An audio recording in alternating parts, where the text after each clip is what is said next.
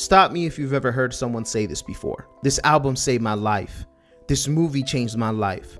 Or this book changed my entire perspective on life. Most times these comments are made while riding the high of something riveting someone might have just experienced, like reading a self-help book or listening to an album from front to back for the first time. Sure, it can be taken as just a passing comment to someone expressing how much they enjoyed something, but sometimes it can be something they truly mean. Something they mean from the bottom of their heart. That feeling you get when you experience something that genuinely altered something in your mind is exactly what I felt when I completed a video game from Japanese video game developer From Software. And this isn't something I'm experiencing from just recently completing the game.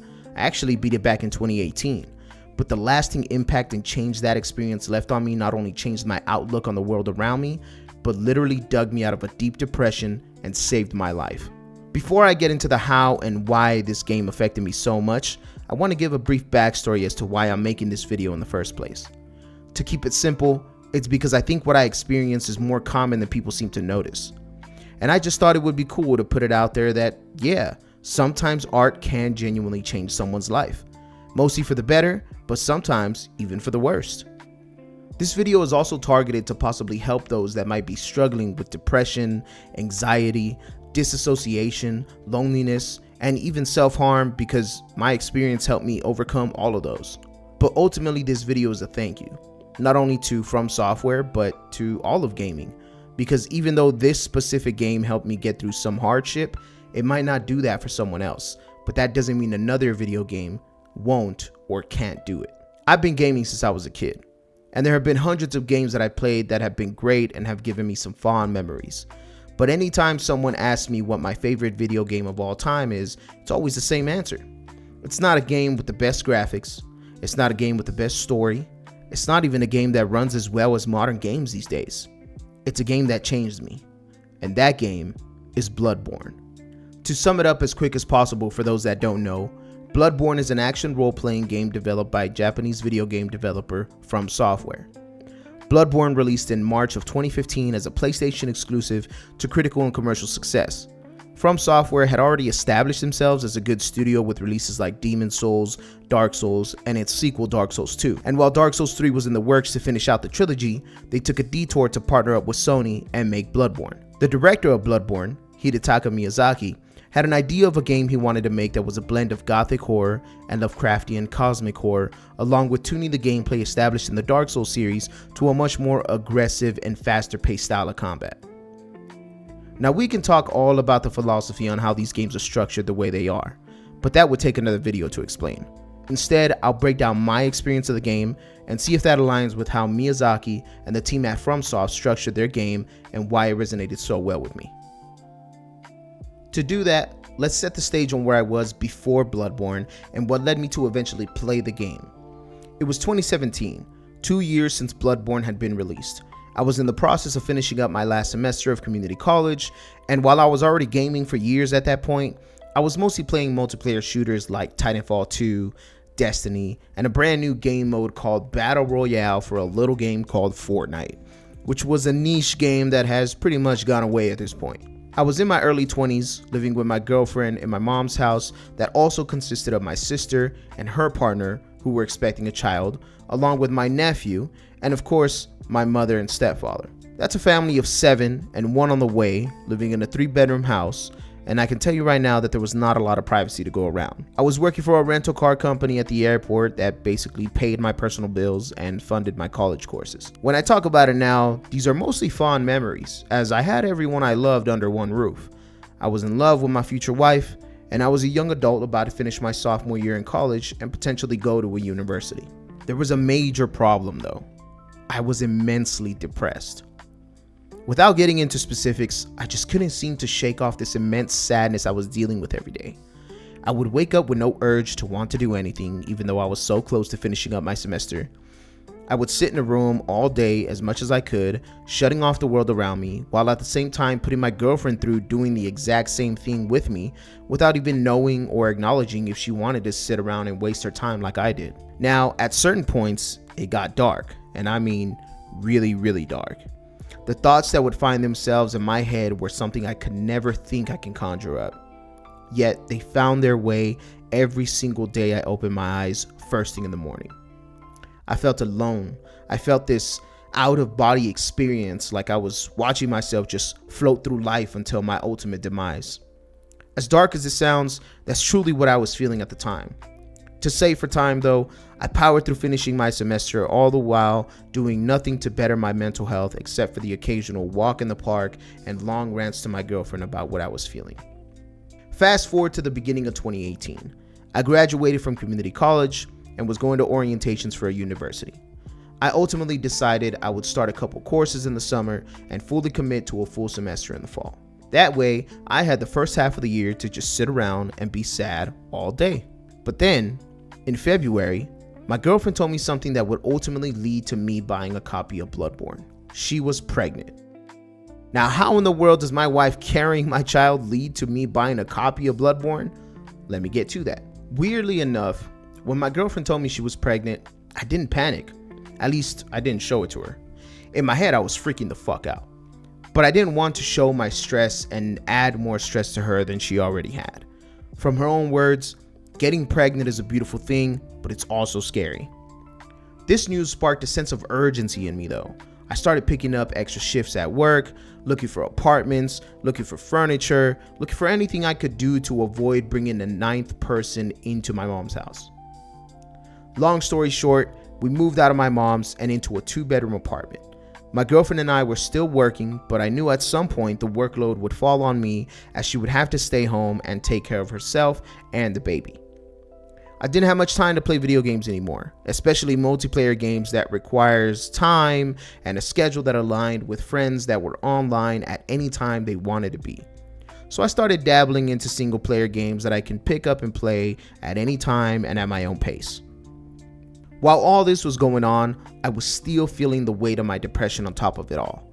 To make matters worse, I would bottle it up and try to put it in the back of my mind instead of working on myself because I had bigger things to worry about. It was April of 2018 at this point, and a brand new game had just released on the PS4 about a man struggling to deal with his past, all the while trying to maneuver through life raising a child.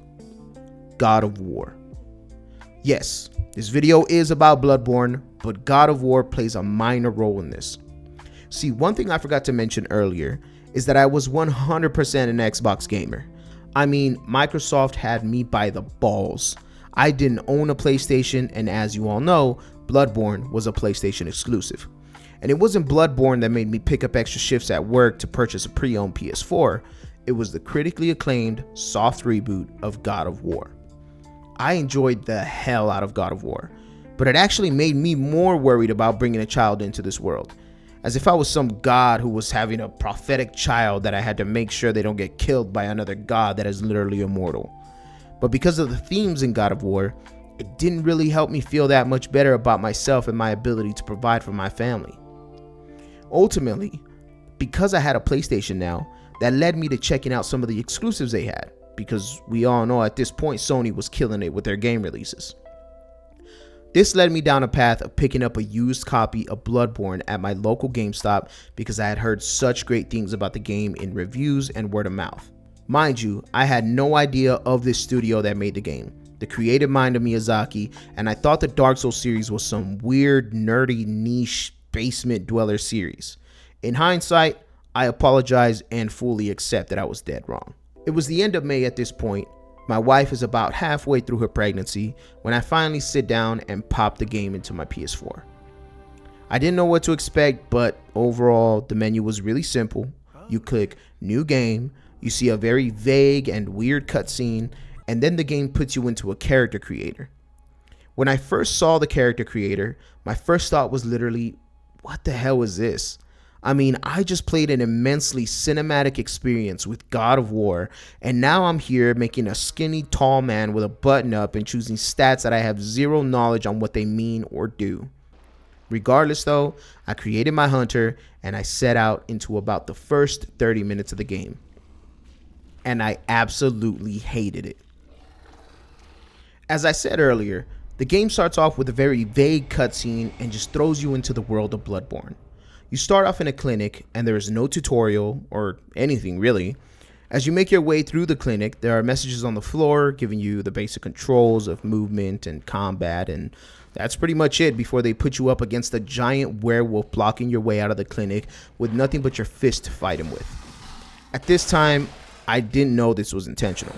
I tried the 5Ds of dodgeball, but ultimately failed and got sent to the hub of the game.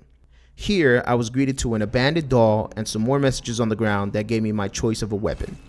I ultimately went with the first weapon, the saw cleaver, since I saw it on the cover art.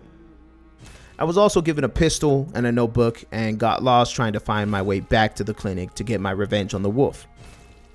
At this point, I did not hate the game yet, but it felt like the game hated me. No indication on where to go, no hints, no nothing.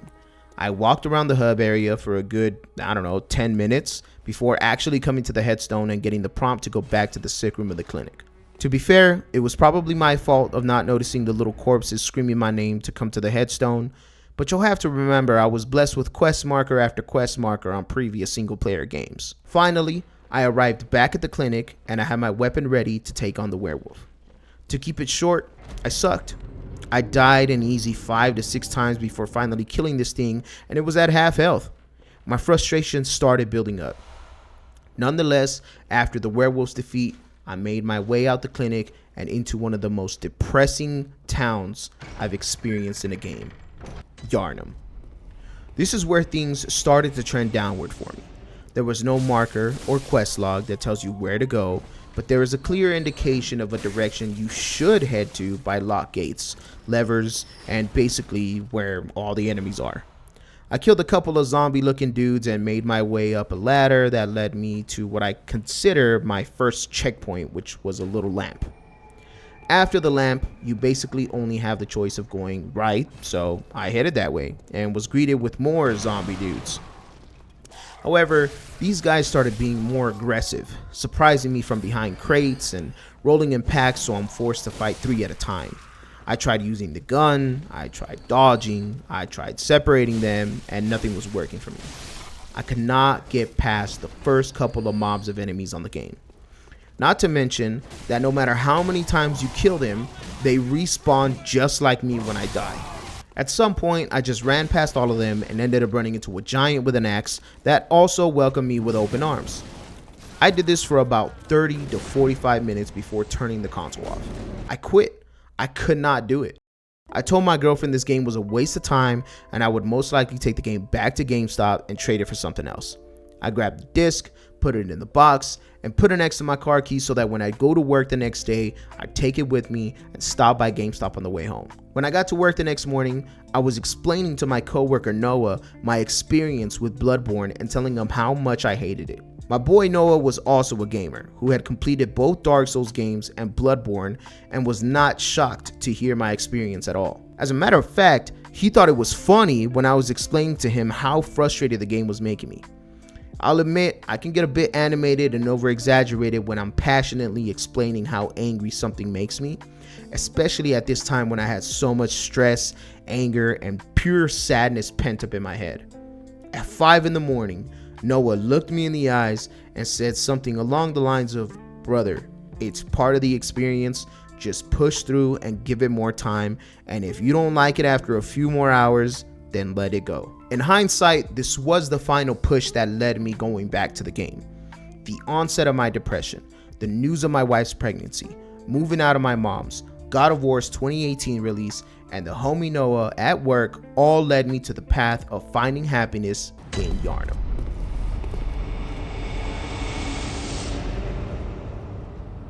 This video isn't a walkthrough or full playthrough of the game, so to save for time, I'll be going over my feelings and thought process as I got through certain areas of the game until we ultimately get to the end. Finding happiness didn't come right away. It was slowly built over time. When I got home, I was determined to give the game another shot and truly sit down for a few hours and lock in. I spent the evening with my girlfriend, and when she went to bed, I came to the living room, turned off all the lights, popped in Bloodborne, and restarted a fresh playthrough with a new character. I got through the cutscenes, let the werewolf kill me, got my weapons, got my revenge, and headed back into Yharnam. After getting the first lamp, I made my way through the section with one goal in mind: find the next lamp. I died multiple times to multiple enemies, ultimately deciding that I would focus on the easier enemies one at a time. I was getting upset, but trying to remain cool, practicing patience and repeating to myself in my head to just find the next lamp. Instead of allowing myself to become overwhelmed with the environment and enemies, I zeroed in on one and remained focused on that one until they were gone. At the time, I didn't know if that's how you were supposed to play the game, but it was working. This process was rinse and repeat, death after death, until a couple of hours later, I had killed everyone in this section except for the giant with the axe. This is where my patience was truly tested. I tried everything to kill this guy, and he was just too damn strong, and yeah, I died a lot. But something happened by complete accident that changed everything for me. Because I was so overwhelmed, I misclicked a button on my controller, and instead of dodging an attack, I shot him with my gun. When I did that, he fell to his knees, and out of panic, I swung my cleaver to him, and it prompted an animation that took a chunk of health off of him to what I now know is called a visceral attack. This completely changed the game for me. I finally understood the purpose of the gun and had something new in the arsenal that I could try. There was probably a hint or message on the ground somewhere on how to trigger a visceral attack, and I may have missed it. Nonetheless, I began practicing the timing on the smaller enemies and perfecting it to the best of my ability early in the game. Finally, we got to Axeman, and after a couple tries, he was down. When he died, I felt a weight off my shoulders and let out the best sigh of relief of my life. I picked up what he was guarding and opened the gate next to him that connected me to the first section I hit after the clinic. At this point, I didn't understand the connectivity of the world, but I thought it was cool. So I made my way back towards the mob and ended them all again, bumping up the combat skills and looking for the next lamp. I ran into zombies, birds, werewolves, big dumb enemies, rabid dogs, and a couple creepy neighbors that didn't want to let me in. Keep in mind that throughout this time, I'm constantly dying, but every time I respawn, it was getting easier. I was learning the combat, I was familiarizing myself with the layout of Yharnam, and I knew what direction I wanted to head towards. In the process, I also learned that werewolves aren't too fond of fire, and that made things easier as well. Ultimately, I reached the bridge that led me into a dark room, and after exploring the room, I found a door that led me to an alley that led me to the second lamp I had found when I first got into Yharnam. Here is where the connectivity of the world really surprised me. The quote-unquote next lamp that I was looking for was the same one I was respawning at the entire time. I just made my way around to the other gate and opened up a shortcut. I was genuinely proud of myself for finding this out. There are a couple of game mechanics I learned at this point that I haven't really touched base on, but just to make it quick, I did notice that heals and bullets were mostly dropped by enemies, and I hadn't used any consumables or items yet, but I was picking up pretty much anything that shined white. Before I put the game down, I decided to head back up to the dark room and back to the bridge to continue on and see what waited for me on the other side. This felt like a good decision at the time, but would lead me to stay up longer than I had intended that night, because at the end of that bridge was my first boss fight, the Cleric beast. This guy was insanely hard for me. Everything I learned up to this point went out the window, and I was overwhelmed with his size, the soundtrack, his insane yelling, and trying to manage my inventory and dodges. As the deaths were mounting up, I felt the sense of defeat building up inside of me. The doubt that had left my mind had came back 2 times stronger than it was. There was even times when I was trying to get to the boss, I was dying to the regular enemies I thought I had perfected in handling. It was getting late, I was tired, and no matter what I did, this Cleric beast was just giving me the business. I wanted to quit, but I felt that if I made it this far and was able to overcome the Axeman, I can overcome the Cleric. At a certain point, I told myself I wasn't going to go in there and try to beat him anymore. I stacked up all my heals and bullets and went in there with the intention of learning when to dodge, when to shoot, and timing my windows to attack. That is all I focused on for a few tries until a bit of confidence came back. Finally, I wanted to try and put them all together. My dodges, my timing, my attacks, and most importantly, my self-belief. This combo proved to be the building blocks of this game. It started to click for me. Everything the game threw at me in the first section of Yharnam was the foundation and tools needed to overcome the big bad at the end of this bridge. After a couple more deaths, I went into the victory run. I memorized his attacks, knew when to swing my cleaver, paid attention to his movement so I can anticipate what was coming next. My heart was pumping out of my chest more and more as his health bar went down. I backed up when I needed to and healed in perfect windows. And finally, the Cleric beast was down. I genuinely cannot express the amount of joy that rushed throughout my body. The rush I received after watching this dude disappear on my screen was something I had never felt before. Not even when I turned in the final assignment on a school semester. This section was beating me down to the ground and I overcame. I wanted to wake up my girlfriend and tell her about my experience. I couldn't wait to go back to work and tell Noah what I had experienced. I felt success, confidence, and happiness all at once. It was 2 a.m. and I was so energized I didn't want to go to sleep. I was granted another lamp on the bridge. I made my way back to the Hunter's Dream and decided to put the game down and get some rest. After turning the game off, even though I had this burst of energy rush through me, I knew I was tired. I had to get some rest, but I couldn't wait to get on again. There was a slight problem when I woke up the next day. As I opened my eyes, I was sad. My depression didn't magically go away overnight because of a great night of gaming. It was still there. I thought about the game and jumping back in as it was my day off, but even though I made progress, I had no motivation to do so.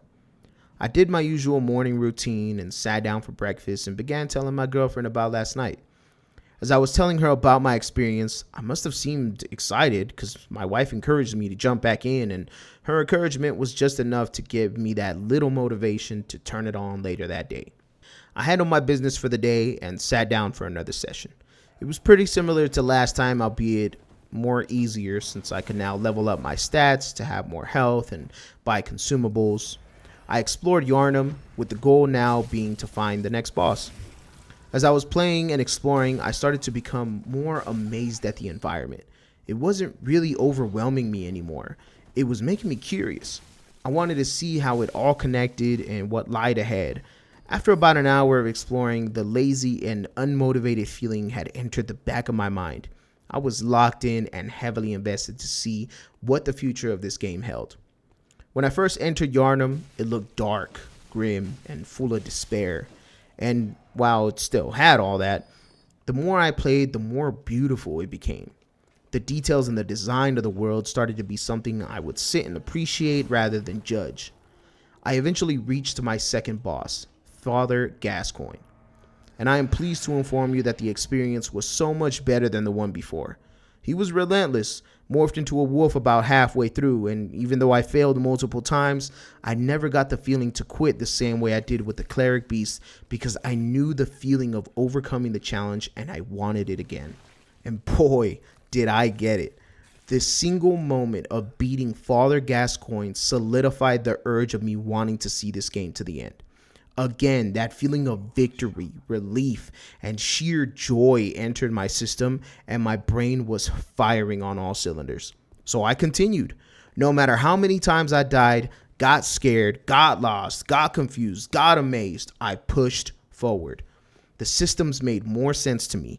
My combat felt more fluid. My inventory management was improved, and my curiosity peaked at every corner. As the days went on and I kept playing, it was all I could think about. When I got back to work, I told Noah all about it, and then I was breaking down everything I had experienced to him. It started to affect my everyday life.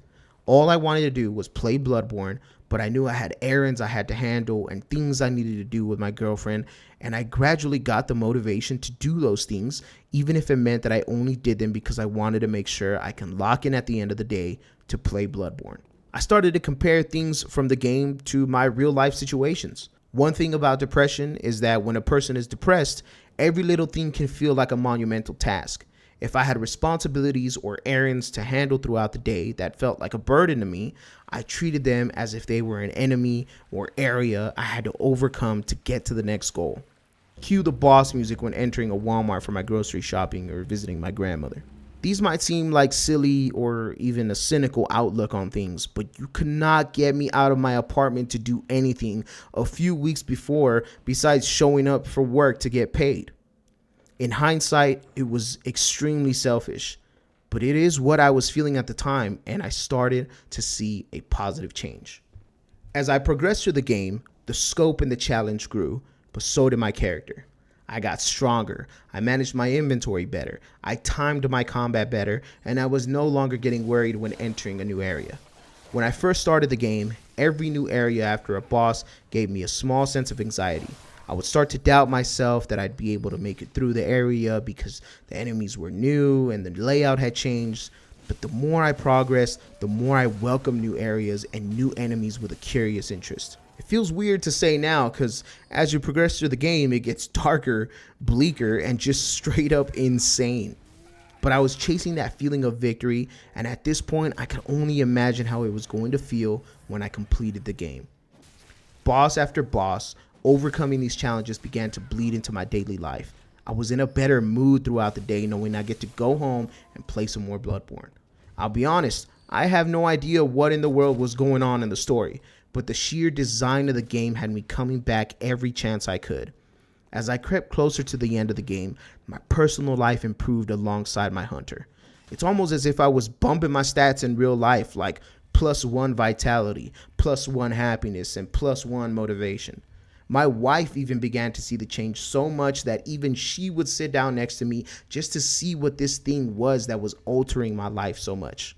Once I felt myself creeping up on that end game, every new area, boss, or enemy I was coming across was filling me with pure joy, and after long playing sessions, I would genuinely sleep so well and wake up in such a good mood the next day. That's not to say I never had a bad day anymore, but I was able to deal with things and process these bad days so much better. I was enjoying my time handling errands, spending time with family, and preparing for my baby on the way. I felt the weight of building a family a lot less because if I could get through the hassle of having to deal with this asshole, then I can get through anything I can set my mind to. I never had that mindset before this. Even before my depression, I never felt that way in high school, college, or at any point in my early 20s until I picked this game up. I've felt the need to apologize to my wife and my family for never having that feeling because they should have been enough motivation for me to feel that way.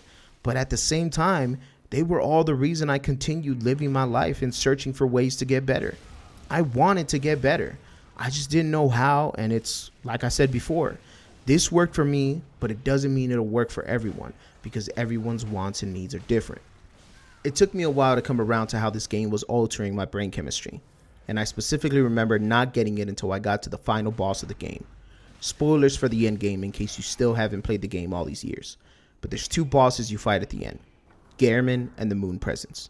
You fight them back to back, which makes it extremely challenging. For most of the end game, I was kind of breezing through until I got to the final bosses.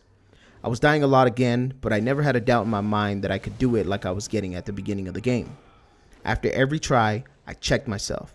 I questioned my strategy, my management, my nerves, and I even took deep calming breaths when I would pull off a visceral. I actually didn't end up beating them the first night I got to them. I was having so much trouble and needed to take a break that I ended up getting off and just doing other things. And for the first time in my life, I was okay with that. A few weeks ago, I would have sat around and just think dark thoughts and question my life. Those thoughts were so long gone at this point, I was basically looking for other hobbies to do, like read, listen to music, anything that would ease my mind on the frustration of the boss so I can come back with a clear head. This time off the game had me actually think about what this game did for me. I felt the change and wanted to know the why. How did this dark, punishing, difficult, and frustrating experience affect me so positively?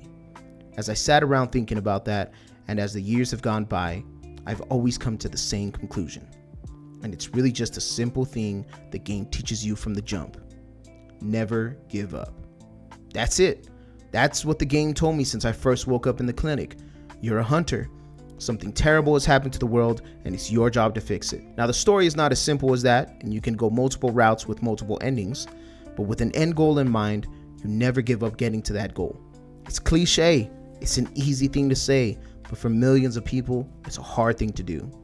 I believe the human experience is about understanding these kind of cliches and applying them to your own personal life. This game gave me the tools I needed to overcome every challenge since the beginning of the game.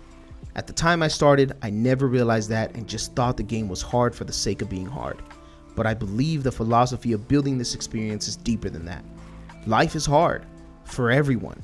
No matter what situation you were born in, there will come a time when a person faces a hardship, and I truly believe that all it takes is one hardship to make or break a person. Bloodborne gave me challenge after challenge, and the feeling I felt after overcoming each challenge became the goal of what I wanted to feel in my everyday life, even if it was as minimal of a task as getting an exercise in or as monumental of a task of becoming a father. I knew that after every goal reached, I'd get the same feeling of defeating the Cleric beast or Father Gascoigne for the first time. One thing to remember about why overcoming a hardship feels so good is because of the journey it took to earn that victory. Not only were the bosses hard, but the process of getting to them is hard. And if you can practice patience and pay attention to what the game is drip feeding you on the way over there, your chances of victory exponentially increase. To reiterate again, just because this game helped me apply these learnings to my personal life doesn't mean it will for you. But that doesn't mean another game can't, or any other form of media won't. For some people, a game as simple as Super Mario can change their life. Because what does Mario have to do to save Princess Peach? Never give up. Keep going. It took a whole 40-hour experience in Yarnum to teach me that. Even though I had never truly given up on life before I started the game, I was extremely close. I had no sense of direction when it came to my life, and you know what? Sometimes I still feel like I don't. But the difference today is that it's exciting. I go through life with a heightened sense of curiosity, like entering a new location in Bloodborne. And if I feel overwhelmed or feel like I'm struggling, I reel it back. I adjust my stats, I rework my strategy, and I try again. Because when life is putting me down nowadays, I always remember some of the best advice given to me by Eileen the Crow. Enough trembling in your boots. A hunter must hunt.